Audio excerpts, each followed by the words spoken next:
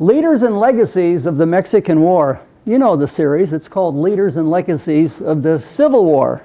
Well, I've played with that a little bit, haven't I? Instead of moving forward, we're going to move backward and talk about all these later generals that started off in the Mexican War. And you know probably all of them. He was a president, wasn't he? Robert E. Lee. Who's this? Jackson. Yes, Stonewall Jackson. Who's this? Joe Johnson. Yes, Joe Johnston. Who's this guy down here? Not his father or his sister. I'm assuming that's who they are. He was. Is that Brown on top? Is that John John Brown? Brown. On top. It should be. That's Winfield Oh, Scott. not there. Top of that's the. That looks No. like John Brown. That's Mr. McClellan. Now, I'm not going to tell you who this is. Who is this? George McClellan, yes. That's McClellan.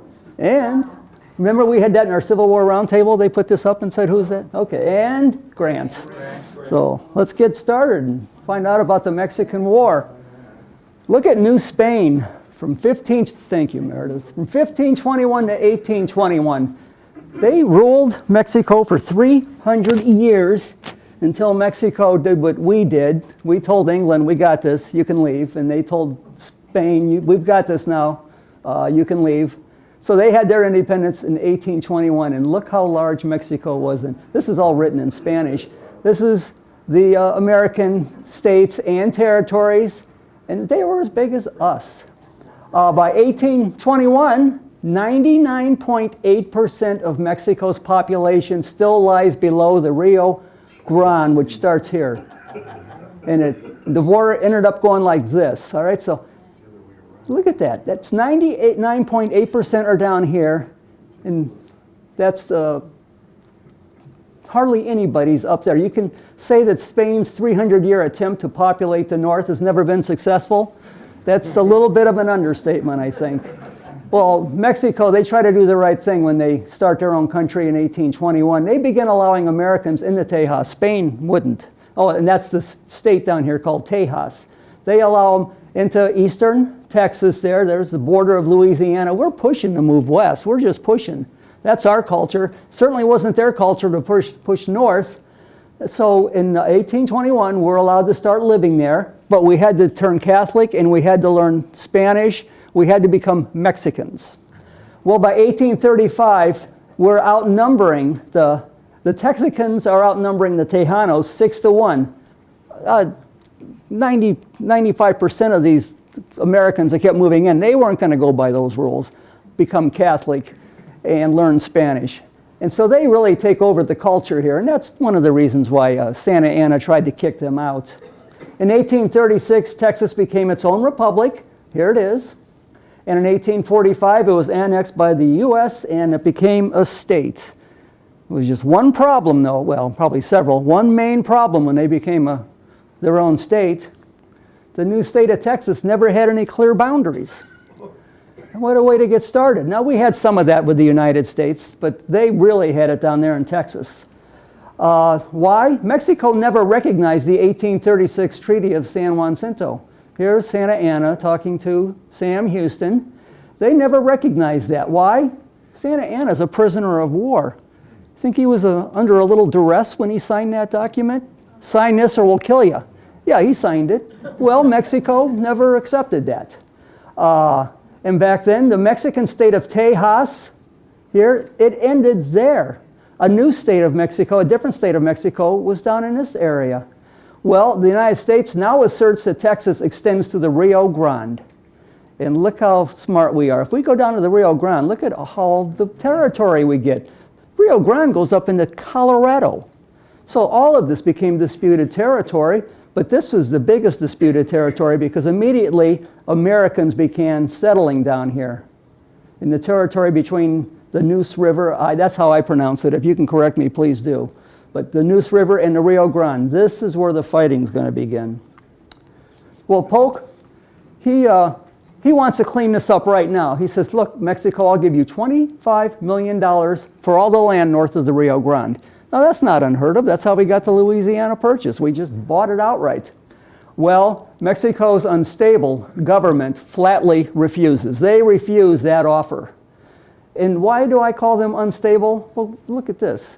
Mexico's had 30 different presidents since 1831. By 1847, 4 in 1847 during the second year of the war. They've all been generals. Only one has completed a 4-year term. Their constitution originally was modeled on ours until it was thrown out in the 1830s because the dictators just made it was easier for you to be a dictator than a president. Only one completed a 4-year term. The others have been either ousted or executed. Oh my. 7 of the 19 states down here have their own army, and the top generals of each of these armies, they're the ones competing for power and alliances. This is why it's so unstable. In October of 1845, Polk sends Zachary Taylor, old Rough and Ready, along with a force of 35 regulars to Corpus Christi, down here, and that's the area where the Neuse River is, to protect American lives. But he's told originally, stay north of the Neuse River, let them come to you and start any trouble. Well, the Mexican troops were way down here and they stayed below the Rio Grande, so there's nothing going on here for months. And then when Taylor figures out that they're not going to make any initiative, so now he moves south to get something going. He moves south down here to Point Isabel. That's his staging area. And now we'll see if they're going to start anything with us. Okay? And he's a very popular figure with his soldiers. You could describe him as casual, folksy, and rough-hewn. And he's not usually dressed like this. He usually likes to be dressed like he is on the plantation. And to let you know how popular he is with his soldiers, here's an account of an incident that happened, an activity that happened once. A newly arrived lieutenant of Virginia gentry strode confidently over to Taylor's headquarters in hopes of paying his respects to the famous general. Seeing a casually dressed old gentleman cleaning a sword, he asked in a friendly manner, "I say, old fel, can you tell me where I might find General Taylor?" Without rising, the old fel replied, "Wall, stranger, thar is the old boss's tent."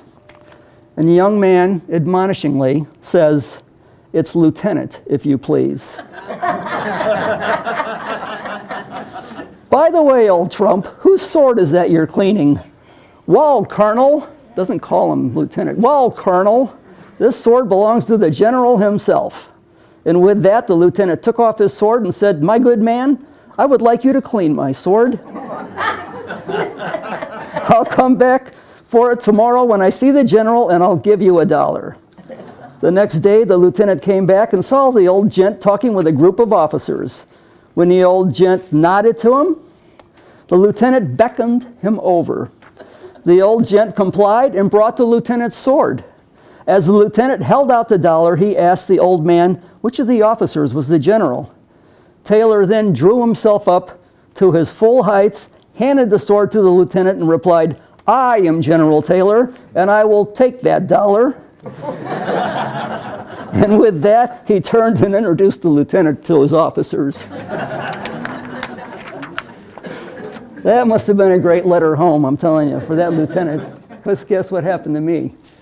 All right, so now we're down here, and it's going to be April of 46. Now, we all know what started the Revolutionary War, Concord, Lexington. We all know what started the Civil War, Fort Sumter. We entered World War II with Pearl Harbor. What started the Mexican War? You better all get this. Territorial boundaries. The Thornton Affair. That's right there, yeah. And I'm not even going to tell you when it happened, Franco. He played for the Indians. Yeah. Now it's going to start. When 80 American soldiers are spotted in the disputed territory, 1,600 Mexican soldiers showed up out of nowhere and attacked them. It's 2 companies. They killed 16 and they captured the rest, including Captain Thornton, who's in charge of this detail, and his lieutenant, William J. Hardy. And I'm sure many of you know William J. Hardy, the Confederate Corps commander under Braxton, Bragg in the Army of Tennessee. He was captured. They'll be let go later through parole. As a result of this, Taylor moves his army south to the Rio Grande and builds Fort Texas right across the river from the Mexican garrison. Now he moves right down to the river here.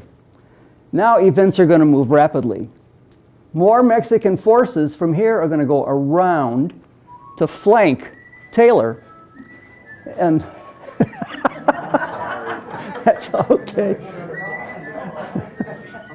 I don't know if mine shut off half the time either. Oh, boy.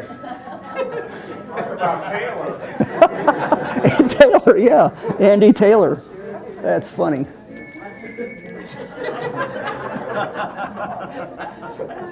So these Mexican forces are moving around Taylor to outflank him and to trap him against the river. Well, he has time to react. He has to get back to Point Isabel because he's getting low on supplies. And he can't send a detail there with wagons and maybe a couple hundred men because they're going to get swallowed up by the Mexican flanking maneuver. So he has to take all of his men back to Port Isabel, get all of his supplies, and come back to Fort Texas. And when he goes back to Fort Texas is just shelled relentlessly, 24/7, during his absence of about 10 days. And there's 500 men or so at Fort Texas. Only 2 men are going to be killed in this time. The commander, Major Brown, and when Taylor learns of this, he will rename Fort Texas later Fort Brown. Later it becomes Brownsville, Texas. So that's how they got their name. The other individual who was killed during this, he was a sergeant. And this sergeant, I don't know his name, but he should have been a farmer. Because not only is he killed by a cannonball, they put his body on a table in a tent. A cannonball hits the tent, his body goes flying. They recover the body and they bury him, and a third cannonball comes on and lands right on his grave. What are the chances? So he should have been a farmer. On Taylor's return, now he's coming back 25 miles from Point Isabel. He gets here, he's about 8 miles from the river, and there on the road to Fort Texas is 6,000 Mexicans waiting for him. And this area, here's a picture of what it looks like. No, that's Fort Texas there. But the place is called Palo Alto, and this is going to be the first battle of the war. Now, what's Taylor going up against? Here's a description of the Mexican army. Average soldier is 5'2" and weighs 110. The lowest ranks are peasants. They're conscripted. They didn't go through boot training or anything. They're conscripted without consent. Their ages are anywhere from 15 to 50. They're either unmarried or they're married without children. They are poorly clothed, fed, and they're seldom paid. Their term is generally for 5 years, and you can believe that desertion is rampant in the Mexican army. Generals, do they train their armies? No, they'd rather parade their armies than train them. Training is expensive. And Mexicans love pageantry. They love parades, so they parade their armies. And bullets, as an example, that's too expensive to waste on drills. These men carry their muskets in the battle, and the first time they're going to fire that musket is in battle. So you hope you're a quick learner when you're in battle. And the biggest aspect here of the Mexican army is their artillery. It still fires only solid shot cannonballs. The American artillery was upgraded years before. And they learned everything that the European armies were doing. They had a crack artillery unit. They have shells that explode, the canister shells, and these men are trained to fire 5 rounds 5 times in 1 minute or so, and it takes the Mexicans at least a minute to fire. So they can outfire the Mexicans 5-1 with more effective shells. So the Battle of Palo Alto starts. The Mexicans form 2 lines, each about a mile wide. Kind of looks like Pickett's Charge. This is a wide prairie here. The grass is about 4 to 5 feet high, so it comes up to their shoulders if they're going to make an assault with the artillery. Taylor says, no, we're going to put the artillery in front of the infantry, and he calls for canister and grape, Mr. Ringgold. That was his captain in charge of the artillery. He will be killed in this battle. So the Mexicans, they fire their solid shot, but it has very little effect on the American lines. They can see the cannonballs coming in. It hits the ground. It rolls at them. They step back here and hope it doesn't hit the guy behind them, although it did in some areas. But that's what the Mexicans are doing now. Taylor returns the fire, and his shells just create large gaps in the Mexican lines, and they got to fill in the gaps. And this goes on for quite some time. Finally, the Mexican general sends his first assault cavalry charge up on this side, but that gets repulsed. It comes back. The artillery is still going on both sides. He sends more cavalry on this side, but you can see they got repulsed and they came back down. After a couple hours, the general is thinking, well, this just isn't going to work. We're going to vacate the field, and his generals are telling him, the lead general, to let's quit the field and find a better place to fight. So that's what they're going to do. Now they're 8 miles from the Rio Grande. They're going to move up 5 miles to a place called Resaca de la Palma. And Resaca means riverbed. These Mexicans are going to lie and wait in an old riverbed. It's hidden by hills and gullies and tangled shrubs called chaparral. And this is the old riverbed. This is where the Rio Grande used to run through. But you know rivers, they change their courses more than J-Lo changes husbands. And so Scott first he starts firing his artillery into the Resaca. His scouts have told him that they're a mile wide, just like at the other place. And Taylor doesn't want to assault a mile wide line. He doesn't even know where they're at exactly. So he's going to go in with a column straight into the middle, which works. Blows right through their middle, rolls up the lines. These Mexican soldiers, they just drop everything and they run for the border. They're running for the Rio Grande. And by the time they get there, 3 miles distance, you can imagine how tired they are. This road goes right past Fort Texas. There's a bridge there. The lucky ones were able to get across the bridge. The other lucky ones are able to jump on the ferry that's there and get across that way. But that's only a few of them. The rest of them, they're getting shot by the Americans, the garrison at Fort Texas, and the other ones who are trying to swim the river, most of them can't swim and they drown. Again, they're exhausted. So this is a huge disaster for the Mexican army. Hundreds are lost. American losses are 30 killed and 71 wounded. So Polk has his war. He says American blood has been shed on American soil, and he asked Congress for a declaration of war, and they say yes, and it was on May 13th, 1846. And patriotism sweeps the nation. They haven't had a war in a long time. These younger generations, they've never been able to fight. So they start enlisting. Now, Polk and Taylor, they differ on strategy. To end the war, Polk says, we've got to get into Mexico City. That's where the politicians are, and they've got to sign a treaty with us.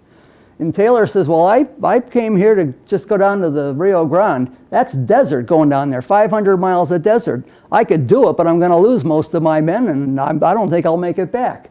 So his alternative is to cross the Rio Grande and go down here and start taking over all these cities down here. He wants to occupy northern Mexico. So that's his plan. And in August, he's going to march 4,500 men to Monterrey, which is right here. So he's going to go up the river here and then down to Monterrey with 4,500 men. This is a large capital in northern Mexico. It's been around for hundreds of years, and he's going to attack that town.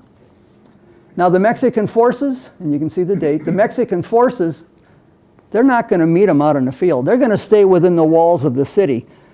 New Spain, their towns that they built were surrounded by walls, and they built forts there. Hundreds of years of battling with Indians. Even the pirates came inland. They battled with the French. These towns were protected, so they built walls and forts around these towns. So that's what Taylor has to deal with. And he's up on a high ridge up here. This is where he overlooks everything, and he goes, well, we're not going to go that way. That's a huge fort here with large, powerful cannon there. We have to come around on this side, and to spread out their ranks, we're going to come around on this side. So he's going to have 2 assaults from both sides. And it's going to take 2 days to get in there, and he's going to start losing some men. This is a different kind of battle for Taylor. Quartermaster Lieutenant, Second Lieutenant Grant, he's going to lead his company in a frontal assault on this side. And later, when he gets inside and they're starting to move from house to house, they're running low on ammunition. And the general asked for a volunteer because he wasn't going to order anyone to go back. It was too dangerous. He asked for a volunteer for someone to go back and let the other general know that we need more ammunition. Grant volunteers. Grant's the best equestrian probably in the Army. He's like George Washington, who was so good equestrian. He gets on this horse, and just like in the movies, he gets on the side of the horse and runs down, goes down that way, and he makes it unscathed. I don't know how the horse did, but I think the horse made it unscathed too. He went down there, and he went back, and he ordered all of this ammunition to come back, which helped with the battle. Colonel Davis and his Mississippi Rifles, they led a separate assault into the city. West Point graduate, he's in charge of volunteers. But this is a crack unit for volunteers. He does a wonderful job.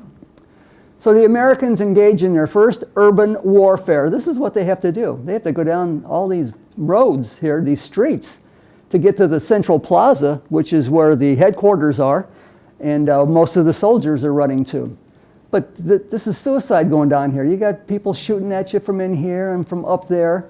And the Texas Ranger says, we got this. We know how to do this. We've been doing it on the Rio Grande for 10 years. What you do is when you get into one of these houses, you knock a hole through the wall. You take a 6-pound cannon. They put a 6-inch fuse on it. You light it and you throw it through the hole there. Blows up everybody in the next house. The ones that live open the door and try to run out, and you shoot them. This is war. This is what they did at each location, going down these streets, and then they do it to the next street and the next street. And the civilians are fleeing their homes and taking refuge in the central plaza, and so are the soldiers. And by the third day, the American shells are landing in the plaza, killing soldiers and civilians. And when one shell hit their cathedral, that was enough. The white flag went up by the general. Let's talk, he says. And so Taylor, of course, he wants unconditional surrender. And the general says, no, we'll keep fighting if that's what you want. What I'm willing to do is ask for an armistice. I'll take my men out of here. We won't fight for another 2 months. And you get the city. Well, that's basically what Taylor wanted to begin with, so he relented because he had taken heavy losses in this battle.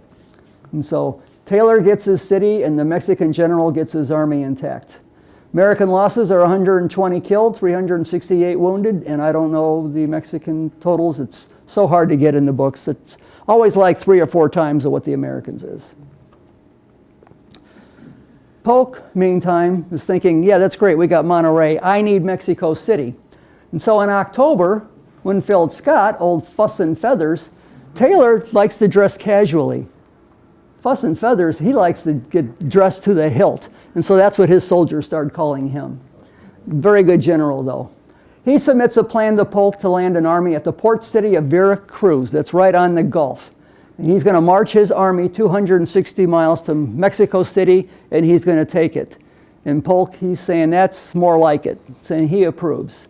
So Scott leaves New Orleans with 3,500 regulars and 4,000 volunteers in October. But he needs more men. That's not enough men to march on Mexico City.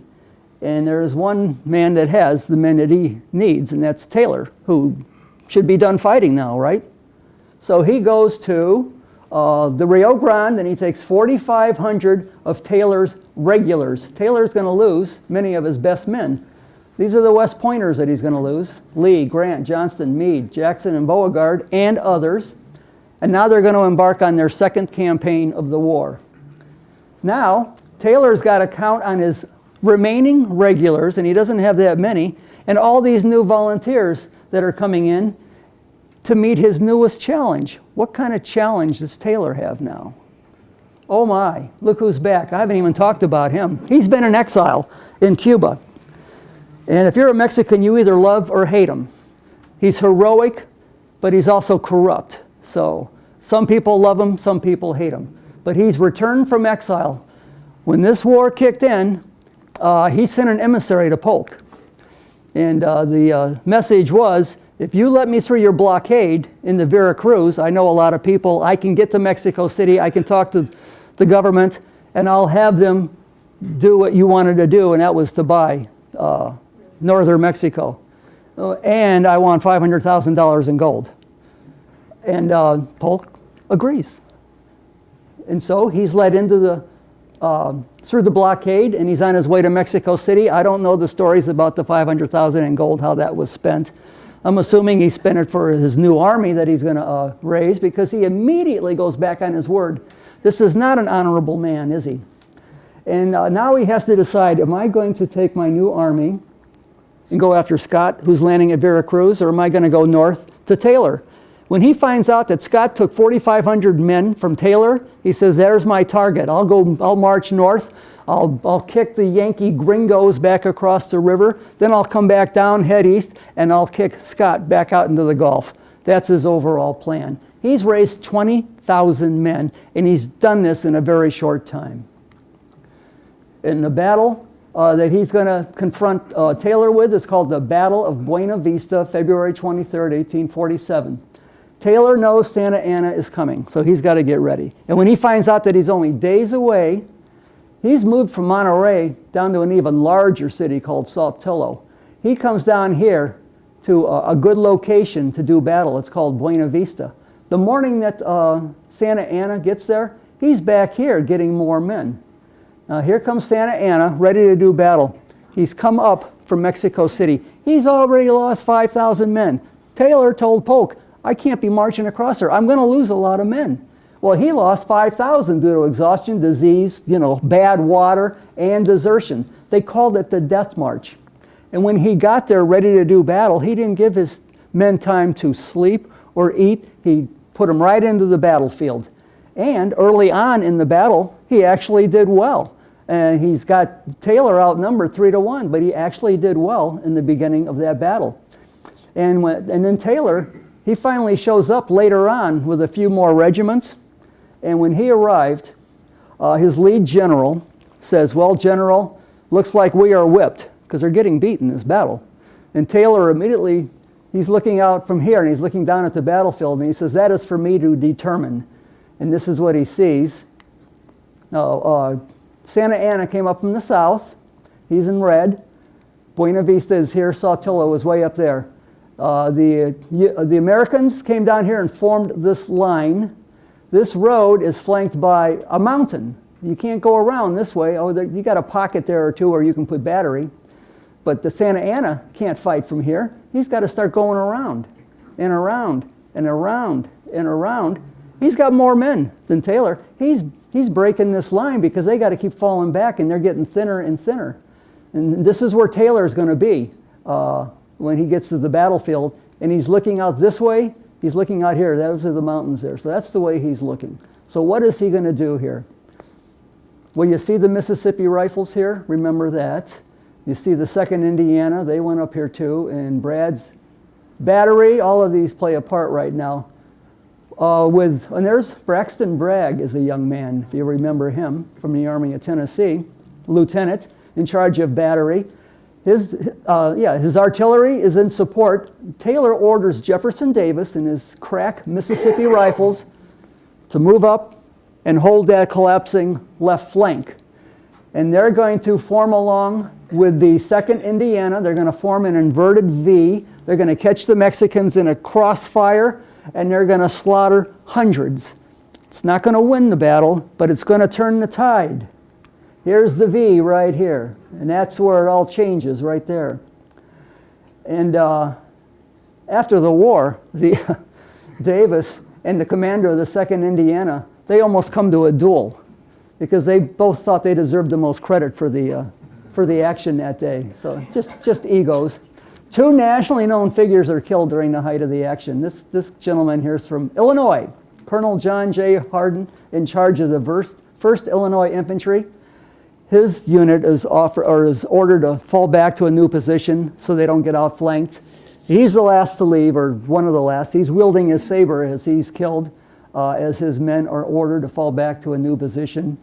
He's the congressman that was right before Lincoln. He was there for 2 years, and he gave his seat to Lincoln. Lincoln was there for 2 years. Lincoln gave it to somebody else. So he dies very gallantly, John Hardin. You know the name. This is the son, Henry Clay Jr. I think he's 21 years old. He's a lieutenant. He's in the 2nd Kentucky. Same thing. His unit's also ordered to fall back. He's wounded, though. He can't fall back. He's seen discharging his pistol into the advancing enemy when he's killed. Kind of reminds me of Jim Bowie at Alamo. And by the way, Henry Clay Sr. was definitely against this war. He wasn't too happy that his son was marching off to war. Taylor's casualties are 673, roughly 10% are killed, rest wounded. Santa Anna's, we estimate, are 3 times greater, or from what I read. The battle wasn't won by either side. That evening, both sides are totally exhausted. The generals are talking to their lesser generals, their commanders, and they want to know, do you think we can win this battle tomorrow? And both camps are undecided. They don't know. All Taylor knows is that he's going to be fighting tomorrow. But Santa Anna, he's got to remember that Scott's still coming from the Gulf. And he can't keep losing more and more men. He really thought he was going to come up here and just win this battle and head back south, but this was tougher than he thought. So he's sitting there in his camp, and he says to his generals, after a little bit of discussion, he goes, well, it was a grand victory today, wasn't it? And they're all looking at him like, yeah, it was. And, all right, let's leave. So the next morning, Taylor's expecting another battle, and they're gone. And so you can imagine the great celebration that was with he and his men. They won that battle. He's a national hero. There's no more battles for Taylor. His remaining days in Mexico are going to be used in holding everything that he's captured, and also chasing down outlaw guerrillas that's harassing not only his army but innocent civilians. These civilians are starting to like these United States soldiers.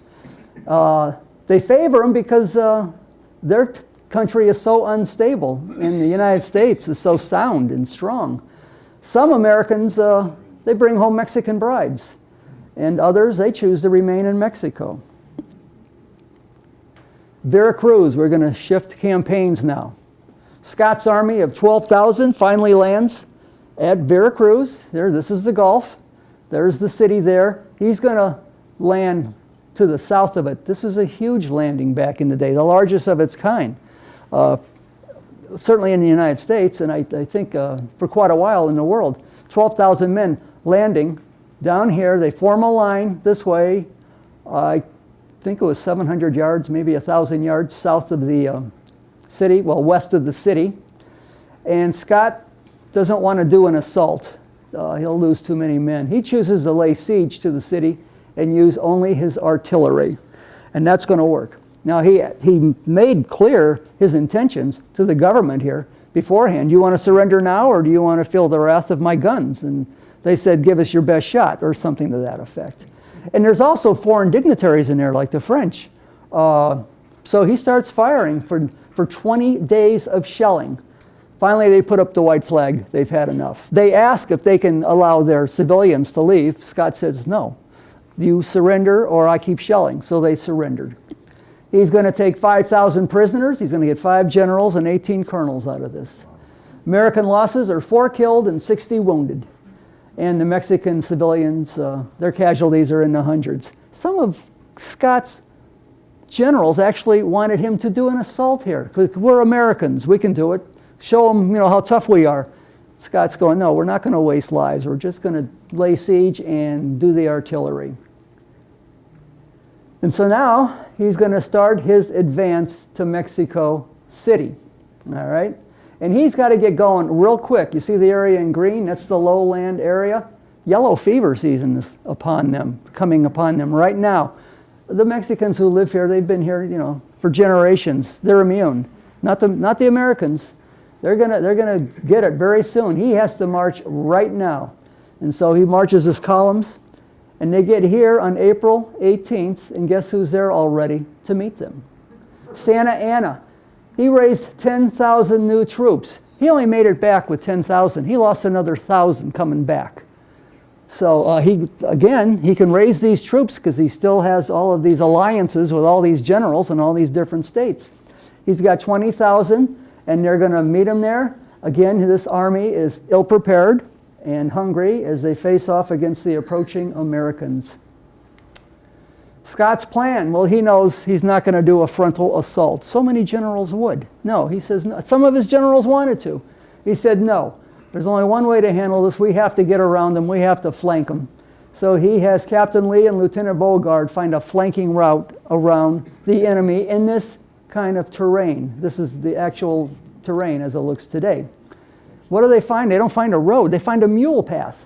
that actually goes around the Mexican position. Now that's not wide enough for a column, an infantry column, and artillery, if you got to take that. So they had to have construction parties work day and night to get a trail wide enough for the soldiers, and they do it. And then in no time at all, you got infantry and artillery then placed along the flank of Santa Anna's unsuspecting army. It's going to be called the Battle of Cerro Gordo because there's a village nearby by that name. And Santa Anna, he's along here. He fully expects them to come right at him. He has no idea that they've got around him up here in the mountains. And so he's making a minimal effort to guard his flanks or his rear. And Scott has one unit face off in a frontal demonstration. Make him think he's coming from the front. And as they're starting their demonstration, the rest of these folks who are already in position attack. And they attack in the back. And the ones in the front, the Mexican soldiers in the front are thinking, what's all that noise in the back? And finally, this demonstration kicks in. The back collapses first, and they just run for it. The people in the front, they have no support behind them. They're all going to get captured. They're going to flee the field. They're going to leave all their cannon, their artillery. They're going to leave all their muskets, all their wagons. Hundreds are killed and wounded. Even women are killed. Now, this is the culture of the Mexican army. A lot of their women go along with them to cook for their soldiers, especially the young soldiers who are just married without children. These couples, they go together, and the wives take care of the husbands. A lot of them are killed also. And Lieutenant Edmund Kirby Smith, West Point class of 1845, this is what he writes in his diary. They can do nothing, and their continued defeats should convince them of it. They have lost 6 great battles, and we have captured 600 cannon, nearly 100,000 stands of arms, have taken 20,000 prisoners, a large portion of their country, and are fast advancing on their capital, which must be ours. Yet they still refuse to negotiate terms. Well, they have a very unstable government. This is a wooden leg here. It's in a display case there. Oh, and the American casualties were 67 killed, 367 wounded. That's a wooden leg there. An Illinois regiment found Santa Anna's wooden leg. He had to get out of camp so fast that he left his leg. He lost the leg fighting the Spanish. That's why he's such a hero to some of the Mexicans. But then after he becomes a leader, he becomes corrupt. And so there's 2 different followers of Santa Anna. Anyway, they get his wooden leg, and he has lots of wooden legs for different occasions. This must have been the one for battle. They asked for permission to be able to take it home, and they were given permission, and it's in the Illinois State House. That's the way it looks. And then after the battle, Scott has to get ready to keep moving his men west, and his one general, General Patterson, asked to see him, and he says, you know, General, I know that you thought we were going to get to Mexico City sooner than this, but my 4,000 men are set to muster out in a month. And I don't know if we want to take them all the way to Mexico City and then have to muster them out. And Scott said, well, I was expecting this, and I do know that you're right. So he lets Patterson take his column back to the Gulf, where they get on a couple boats and they go back to New Orleans, and then they're mustered out. So that's where they were when they fought. Now they're moving west.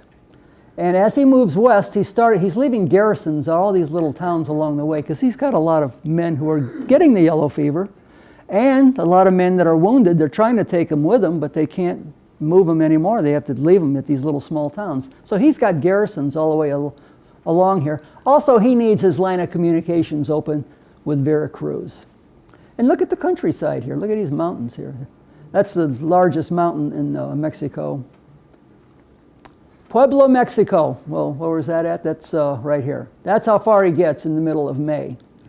Mexico's second largest city, 70,000 people as of 1847. Santa Anna, this is one of the cities where he is not popular. Scott establishes good relations with the people and with the church. He even attends Mass once. And he allows his regulars, not his volunteers, they have to camp outside because they behave badly. But his professional regulars, they're allowed to quarter inside the city and mix freely with the people. The people have no interest at all in Mexico City's war. That's not our war. And they view the Americans as mere curiosities. Their lives go on. This is a soldier's letter home. The soldiers were struck by the beauty of the city, the many spires and domes, gardens and lively music. The streets are broad and swarming with people. Our little army of 4,000 was completely lost in the crowds that pressed around us, examining us as they would animals. The city is kept exceedingly clean, the streets paved with square blocks of granite, and looked not only swept but scoured. This might change a lot of people's view of what they thought Mexico was like. Scott, meanwhile, he's going to wait in Puebla until he gets more troops. He's going to be there for 3 months. And in the meantime, look at these guerrillas here. Out in the hills, they're attacking people all the time along the road, and even Mexican civilians. And so Scott has to call in his garrisons all along the national road, bring them all up to Puebla. He's got no line of communication with Veracruz, which means he doesn't have a supply line. Doesn't matter, because he can depend on Puebla's gracious citizens to feed his army. There's plenty of food in Puebla and the surrounding farms. In the middle of August, Brigadier General Franklin Pierce arrives with 25 volunteers. And he's not the only one to arrive. There are other columns that also arrive, but he's one of them. One of the lieutenants that shows up is Winfield Scott Hancock. And he leaves a garrison there to care for, now that's 1,000 plus wounded and sick that he has to leave behind in Puebla. And this is the diary of a soldier, described it as such: sick men, some of whom were wounded and others wasted to skeletons with disease, and in the last stages of illness, lay on pieces of matting or dirty doubled up blankets on the cold and hard brick floors. Nearly all of them were infected with vermin. Their diet was mostly bread and coffee. That's pretty good insight as to what their conditions were. And so he is marching from Puebla, and here's Mexico City. This is going to be his route. He's going to go up, up, up to a height of 10,000 feet before they come down only 3,000 feet into what's called this basin. It used to be a large lake. Now there's only 3 lakes left. It's called the famous Valley of Mexico. This is the highlight for these soldiers who have walked all the way from here. The view here is just breathtaking. The Valley of Mexico. Again, it used to be a large lake. It's 120 miles in circumference around all those mountains, encircled with all these beautiful snow-capped mountains. The soldiers, as they come out of the mountains, they can see Mexico City so clearly. They can see the spires and steeples, and they can see farms and haciendas in all directions. This is memorable to them, probably above everything else. Mexico City's population is 200,000, and like all the other cities in Mexico, it's got walls all around it and forts, and it's surrounded by marshland. Remember, now this is what the Aztec Empire looked like when the lake was receding, and they built causeways to get into the city. Well, Mexico still has those causeways because all of this is soft marshland, which is tough to travel on, so that's what you got to use is the causeways. Santa Anna, now he's feeling confident. These causeways are the only roads into the city. And they're all well guarded by his army of, once again, 20,000. He's got twice as many men as Scott, so he's feeling pretty confident. Yeah, well, the people of Mexico aren't. The army's lost every battle of this war. And now the enemy's only a couple miles outside of the city. Scott chooses not to attack from the main national road. He likes to flank. He's going to try to go around. So he wants to move part of his army west of the city without being detected. And who's he going to have find a route? Once again, his proven captain, Lee. And he works with Ewell. And together they're going to find a road that goes around. Now this wasn't easy because this area in here is a lava field. It's like quicksand that goes down a foot or 2 or even 3. You can't walk through there. That's why Santa Anna isn't even worried about anybody coming this way because you can't get through that way. Well, he finds an old road that has a good base to it. So there was a road there and he found it. And so now there's going to be a battle. Contreras very shortly. That night, 2 brigades are going to get through the lava field right here. And when they get through, this is where they expect Santa Anna to be. But when they get through, they notice that there's another army down here. They got Santa Anna with 10,000 up here and 7,000 down here. They can't go back. So what they do is they send word to Scott. We're going to attack in the morning. We've got no choice. We're going to come down here and attack. It would be nice if you could get us some support over here, some artillery, and that's exactly what Scott does. So it all works beautifully. The Mexican army of 7,000 have no idea this was going to happen. This is the high point. This is the soldiers walking down into the low point where the Mexican soldiers are. The artillery came from this way in 17 minutes. That's all it took for the Mexicans to flee the field. They were completely surprised. And you would think 17 minutes, can't the historians round off to 15 or 20? Many accounts, they always say 17 minutes. So somebody must have had a stopwatch or something. Joe Johnston's young nephew, Preston, 21, is killed in the battle. Quite tragic for Joe, and Robert E. Lee was the one who had to report that to him. Now, this battle is also going to happen. This battle happens up here. The other battle we just talked about was down here. This is about 5 miles distance, I believe. And they're waiting for this battle to end because they need those soldiers up here also, because this is going to be the biggest battle of the war. This is the road into Mexico City. This is heavily guarded. And the Mexicans are going to make a gallant stand, and this is going to go on for hours with many assaults against this bridge. There's a bridge here, and also a nearby convent that's used basically as a fort. Well, they're finally going to break through, and the thousands of soldiers, Mexican soldiers, they flee for the safety of the walls at Mexico City. American losses are 139 killed and 914 wounded. It's going to be Scott's largest one-day casualty loss. This was a huge day of fighting. So huge that the officials are saying to the generals, we have to talk peace. And Santa Anna's all for it. And Scott, who doesn't have any more soldiers coming right now, sees the wisdom in this. If we can end this right now, we should try it. So they call it the Armistice of Tacubaya. And this is a town that's south of Mexico City, southwest. This is where all the rich merchants live. This is a nice area. This is where the negotiators are going to talk for a while. Scott agreed only with the understanding that Santa Anna is not allowed to strengthen his army or defenses during that time. Santa Anna, being an honorable man, of course, he says, no, I won't do anything. 2 weeks later, Scott learns that Santa Anna is violating the terms, and the war is resumed. So this is a very famous battle that we're going to have here soon. This was once a royal residence. Now it's a military academy, and it lies right in the path to Mexico City. It's on top of a 200-foot hill, and as you can see, it's got gardens and walls. Robert E. Lee is against attacking this. Why do we have to attack it? Let's just go around and take Mexico City. This is a waste of life. Beauregard says, yes, but this is their soul. This is their spirit, this fort here. We have to take that to break their spirit. Scott listens to both of them, and he agrees with Beauregard. Lee's his golden boy, but this time he's going to go with Beauregard. That fort has to be taken. So the first thing to take that fort is you got to take this little town called Molino del Rey. It's right down in the shadow of the fort. Well, there's a foundry there that's believed to have just a few soldiers there, lightly held. So they start attacking this foundry, this fort. Turns out there's 1,000 Mexicans there.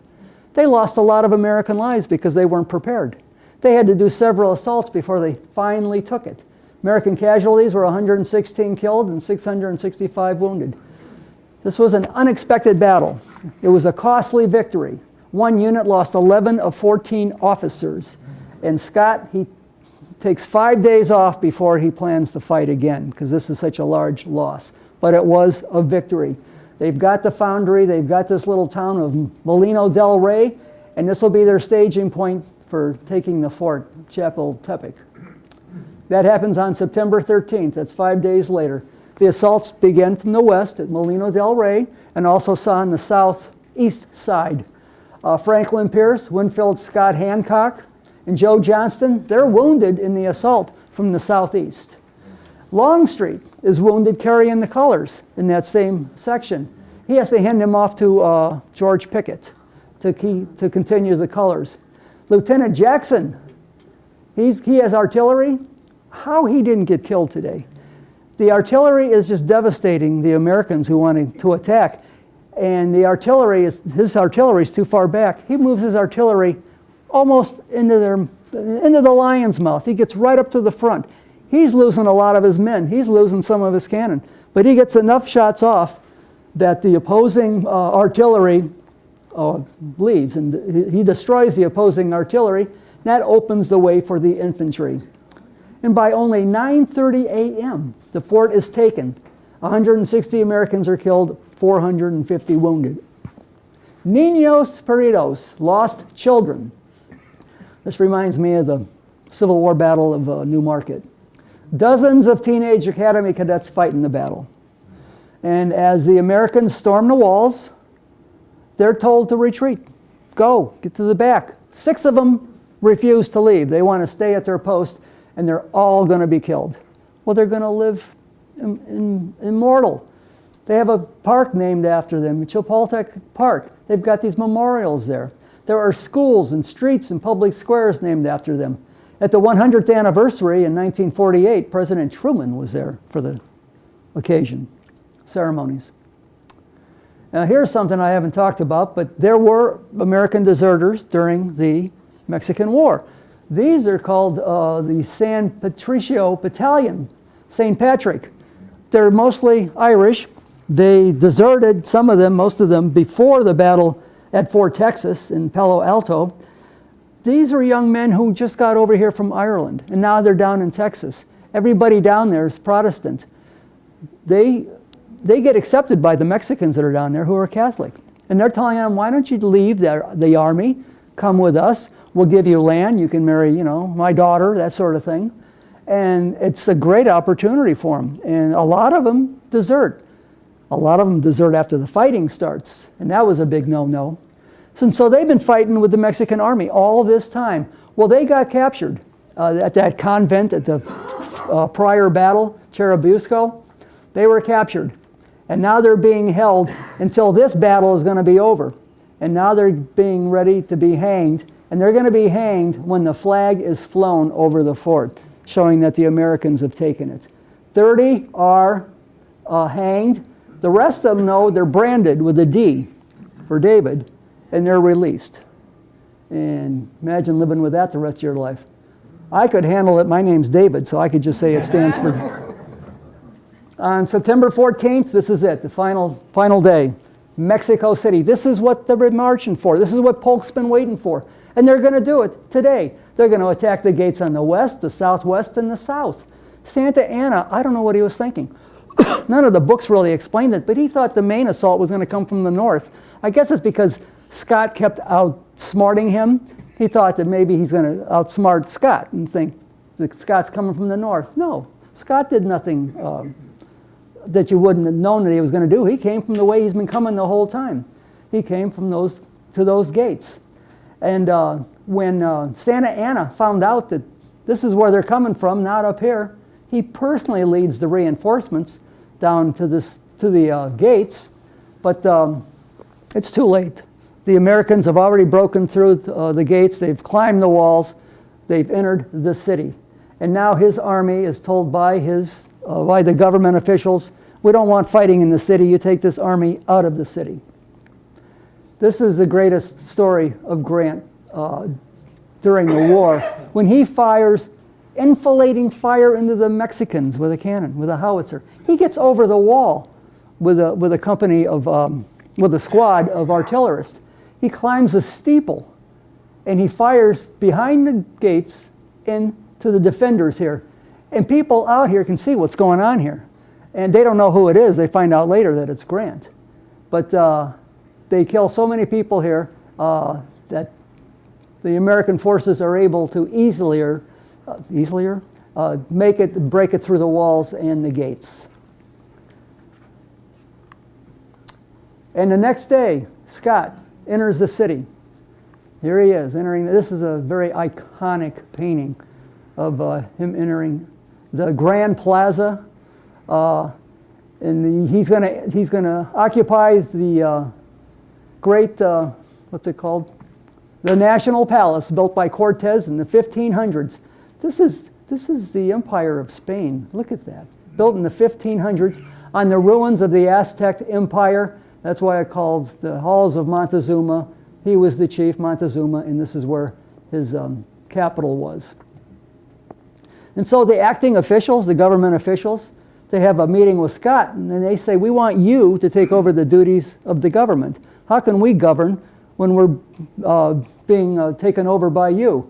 He sees the wisdom of that, so he declares martial law right away.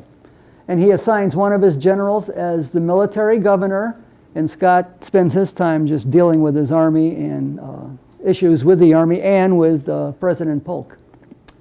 He holds a grand reception for his officers a few days later. Look at these halls of Mexico. We never had anything like that in the United States, did we? This is the glory of Spain from the 1500s. This is a festive evening long remembered by the West Pointers. Every single one of the officers, from lieutenant all the way up, got to shake the hands of Winfield Scott. And Robert E. Lee, because he was on his staff.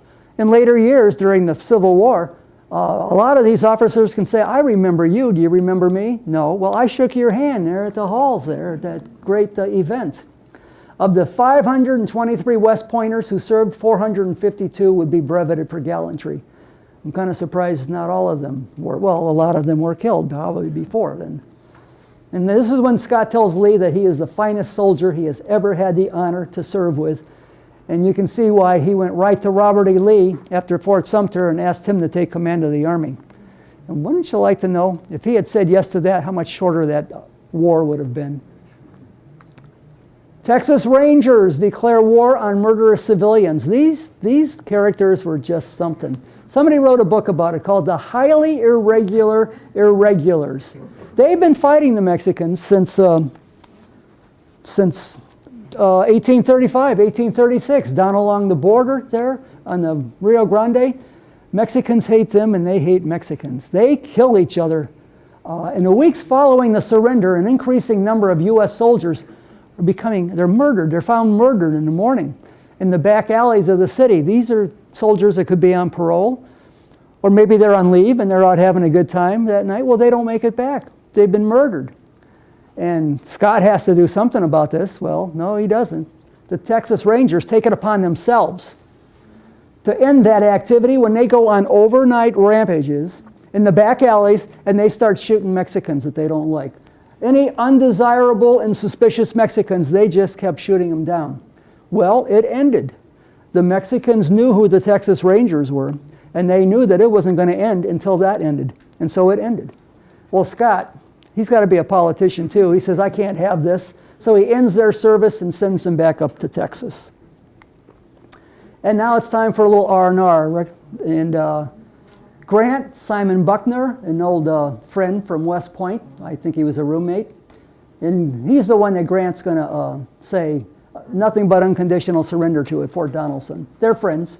He and a group of officers attempt to climb this mountain, 17,802 feet. Has anyone here ever climbed a mountain? I climbed one 12,000 feet. It wasn't easy. It took us overnight, and then you climbed it the next morning. This is 17,000 feet. Bad weather turned them back. You don't fight Mother Nature. If the clouds come in, you go back down. 9 of the officers had snow blindness, and they had to be led back down on horses. So it was a nice try, but they didn't even come close, it looks like. McClellan, look what he's doing. He and his group of officers, they live in a palatial home. They have fine food, they have linens, they have china, they have silverware. He attends the opera on a regular basis, and he has a girlfriend. He has romances with a senorita named Nachita, who cried when he left. So given my choice about hanging out with Grant or hanging out with McClellan, that's a tough one. That's a tough one.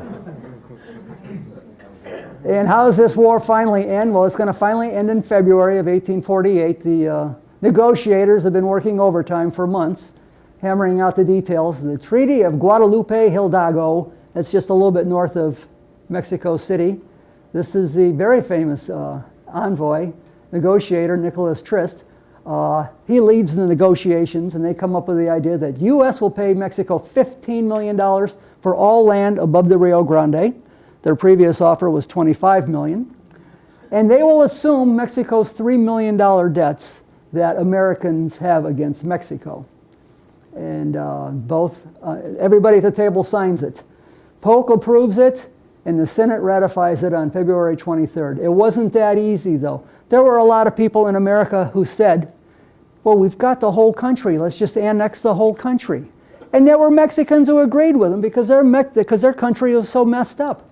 There were others who said, we don't want any part of this. We stole that from them. Give it all back. So this was the middle ground, what he's doing. His original offer minus $10 million. Here's one of the ones who were against the treaty, John Quincy Adams, obstinate to the end.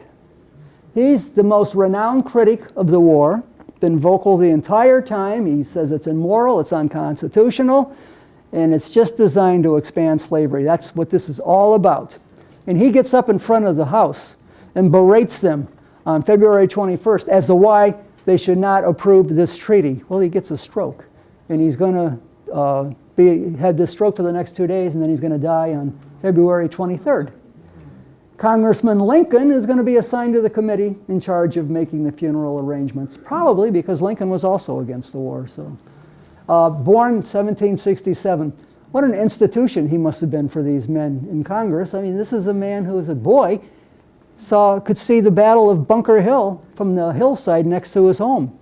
And he knew all the men from the Civil War, from the Revolutionary War. He's been around forever, and now he's gone. Whatever happened to Santa Anna? Well, when he had to get out of Mexico City, he took what portion of the army that was still following him. He went back to Puebla. He wanted to take over Puebla and raise another huge army. He got defeated. He gets kicked out of the country. He left Mexico for Kingston, Jamaica, and then later Colombia in South America. In 1853, more revolutions going on. He's asked to come back to Mexico and take over. He still has friends there. He's elected president for the 11th time. He ends up selling more land to the United States, the Gadsden Purchase. And didn't I have a picture of that? Here it is. That's what he sells to the United States. That's the last portion, really, of what we get from Mexico. He gets that money and he funnels funds into his own pockets, corrupt. So he's removed from office and he's exiled again. He actually lived briefly in the United States during those years. In 1874, he's given amnesty and returns to Mexico. He's nearly blind and nearly without friends. He dies in 1876 at the age of 82, and he's buried with military honors, and he has a grave there in Mexico City. And we're almost done.